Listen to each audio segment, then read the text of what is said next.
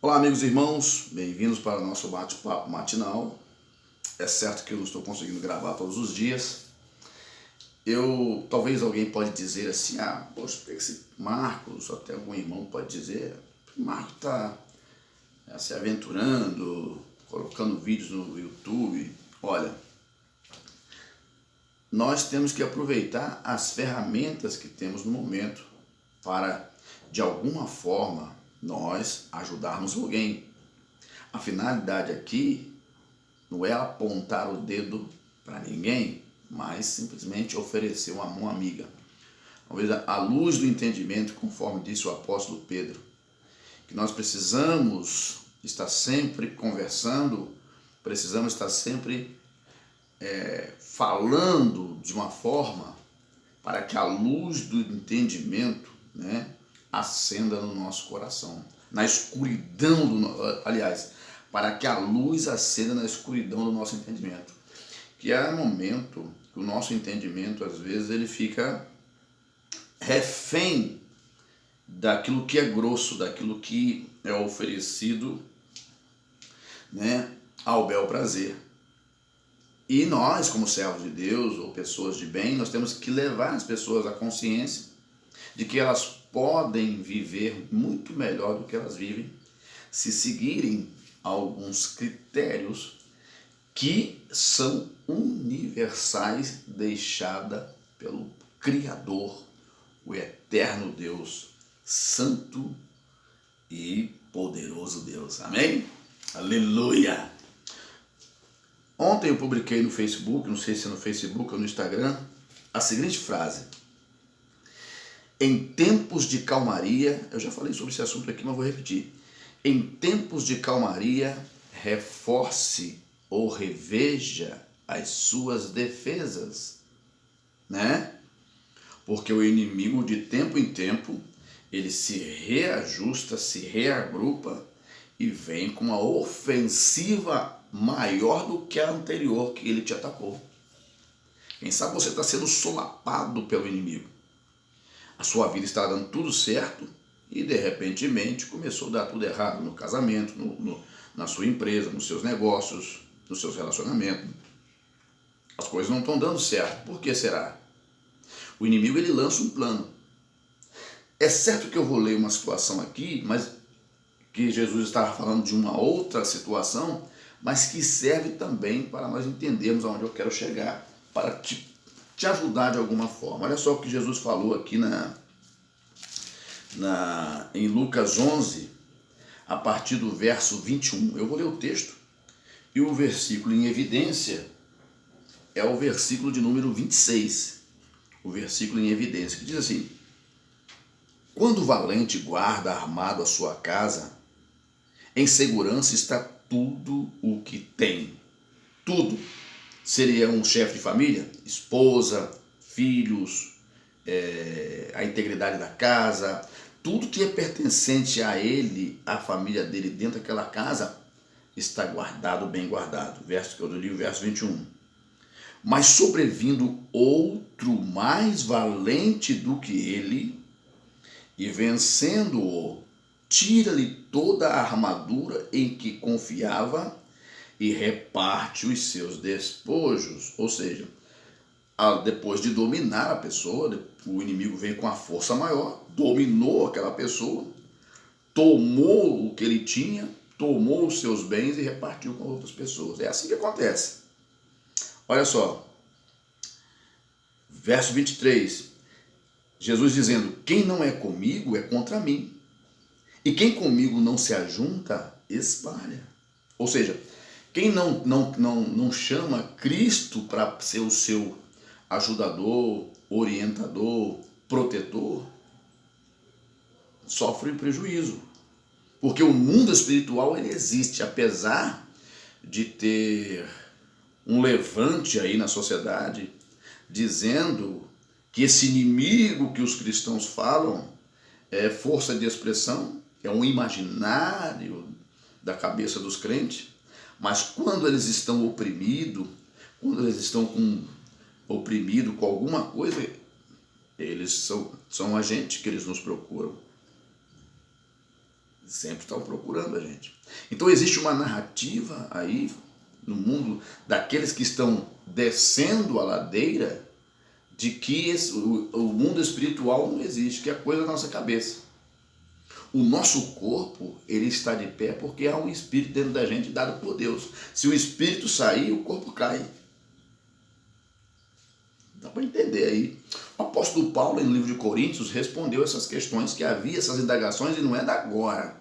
As pessoas acham, opa, que inteligência, alguém observou. Não, essa observação não é da agora. O apóstolo Paulo lá, na carta aos Coríntios, ele conversou um pouco sobre esse assunto. Voltando aqui, falando do valente, olha lá, verso 24. Agora Jesus dá outro exemplo, ó. Quando o espírito imundo tem saído do homem, ainda por lugares, anda por lugares secos, né? Meu óculos já não está bom mais, buscando repouso e não achando, diz o espírito, tornarei para a minha casa de onde saí. Preste atenção.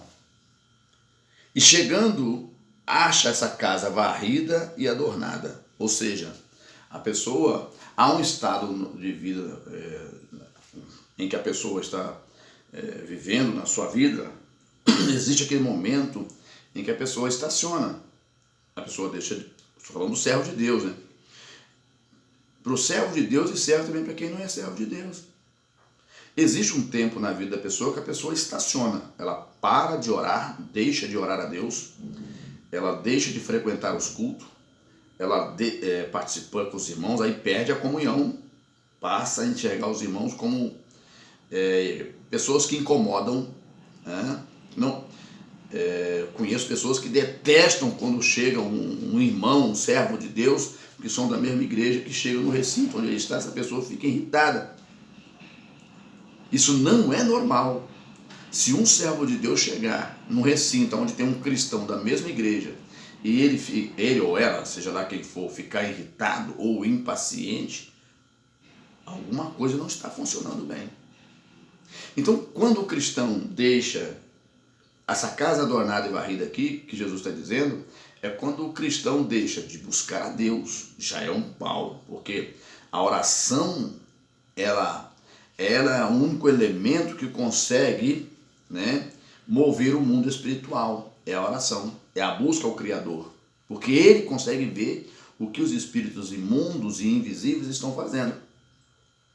Por isso que muitas famílias são destruídas, muitos jovens são destruídos, muitos jovens morrem cedo demais, partem dessa vida para outra cedo demais, se envolvem no mundo do crime, das drogas, dos entorpecentes, e consomem a sua vida ali, morrem sem sentido de vida.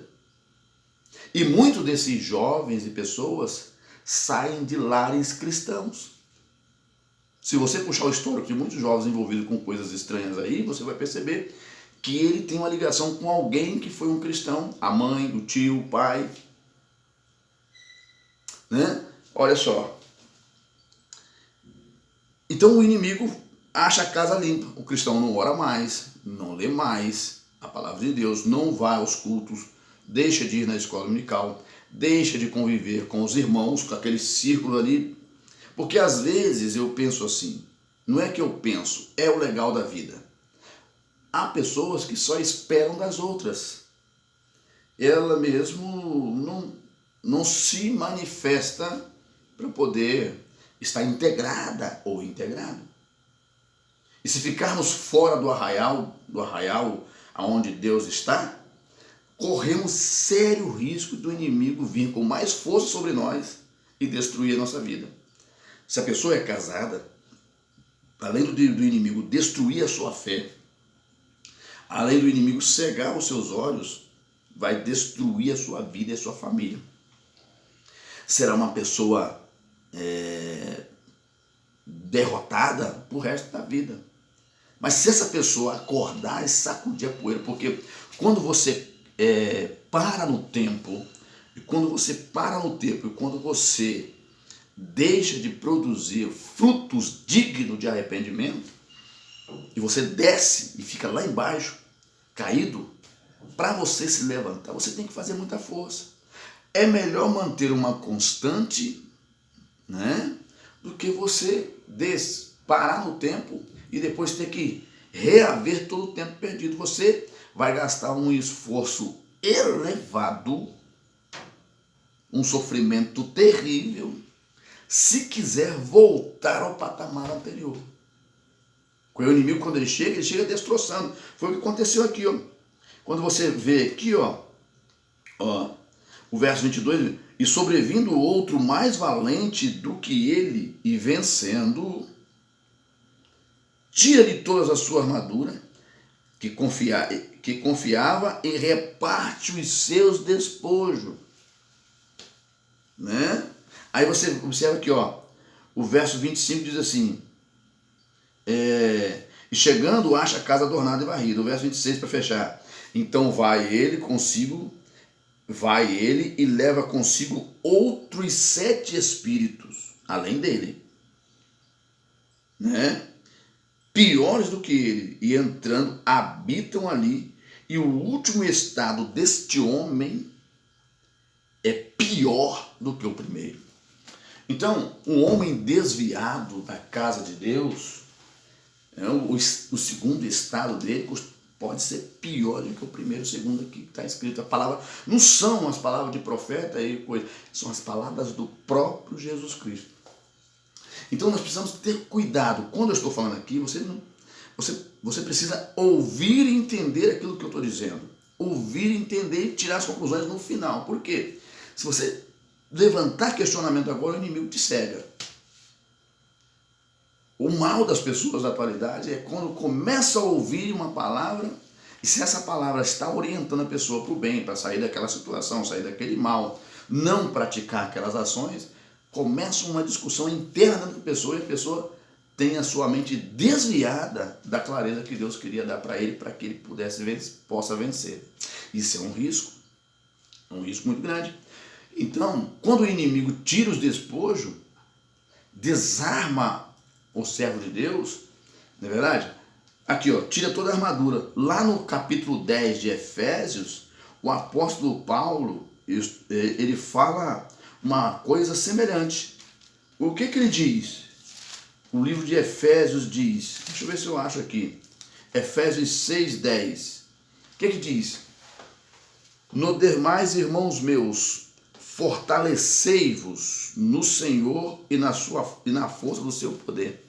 Ó, revestindo-vos de toda a armadura de Deus, para que possais estar firmes contra as astutas ciladas do diabo. E Paulo ainda dá a receita no verso 12. Nós não temos que lutar contra a carne. Nós não temos que ficar contendendo irmão com irmão, ou irmã com irmão, família contra família. Não. A nossa luta não é contra carne e sangue, mas sim contra as potestades, contra os principados e contra as potestades, contra os príncipes das trevas deste século, contra as hostes espirituais da maldade nos lugares celestiais. Então nós temos que fortalecer no Senhor. E como fortalecer? Buscar o teu auxílio, buscar a tua ajuda, buscar o companheirismo de Deus, colocar Deus no centro da nossa vida. E eu tenho certeza, se nós ficarmos andando na borda, né? Se nós ficarmos procurando coisas tão agradáveis, porque a nossa vida é uma batalha constante. O ser humano, ele já começa batalhando quando ele nasce. Há uma batalha pela vida. Ele precisa batalhar, precisa crescer, alguém precisa orientá-lo, ajudá-lo a crescer. É uma batalha, ensiná-lo a andar, isso é uma batalha.